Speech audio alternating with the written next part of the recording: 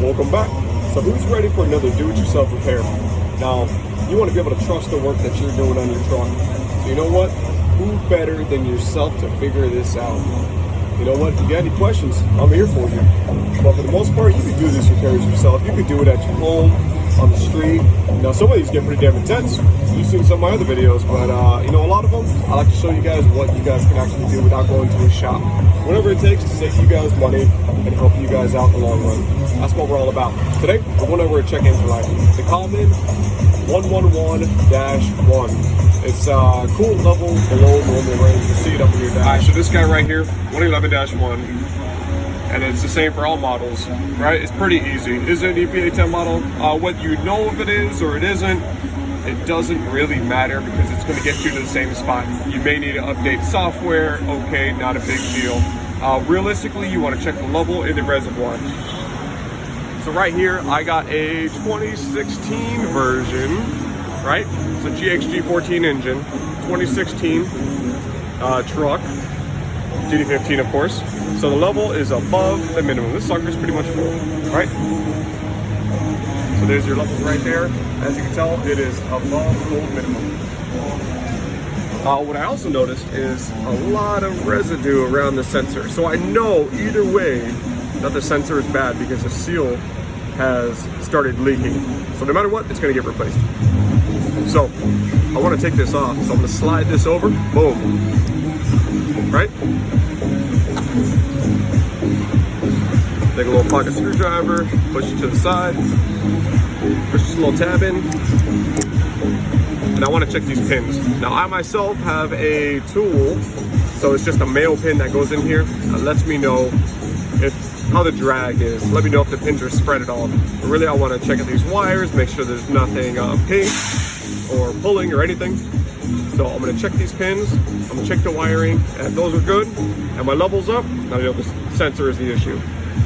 If the level is down, okay, then you guys know I'm gonna go ahead and start looking around for leaks, where are the common areas, which, you know, DD15s, if you guys have them, there's a lot of common areas. Everything's pretty much common.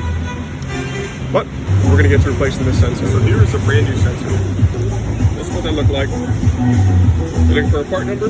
There's one right there waiting for you. So this just sits in there, and when the level fills up, it just jumps up like this and lets it know it's full. When it's empty, it goes like that. Alright, nothing too crazy. So this is the O-ring that's failed. So really, I'm gonna spin this out, pull it out, and I'm gonna get this new one right here and just shove it in. Try not to make a mess. If your system's hot or it's under pressure, you're going to want to release the pressure by taking off the cap very carefully because you don't want anything to splash back out at you. Okay, put it back on. You may need some channel locks to go ahead and get on here so you can loosen it up. This one's not that tight, so bear with me since I'm doing this with one hand here.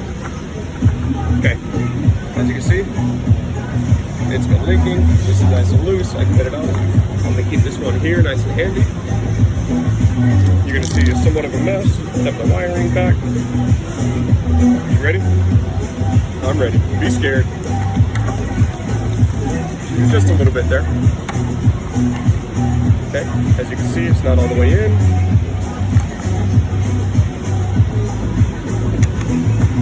All right, well now it's sealed. I'm gonna go ahead and spin this on. Now, if you saw my other video, the 2018 and up is much easier to replace because that just goes on the bottom. Coolant reservoir is a little bit different. And it just goes in the bottom and pulls out from under here. So much easier. Don't have to worry about making a mess. Alright, so here's the old one. Yeah, it's been leaking. It doesn't look the best. I bet this is pretty worn out. I bet if we got some resistance values from it, we'd find out it has failed. Either way, doesn't matter. We know it's leaking.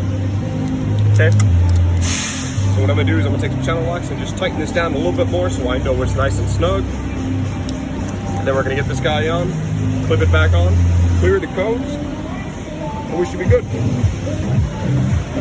And that's all there is to it.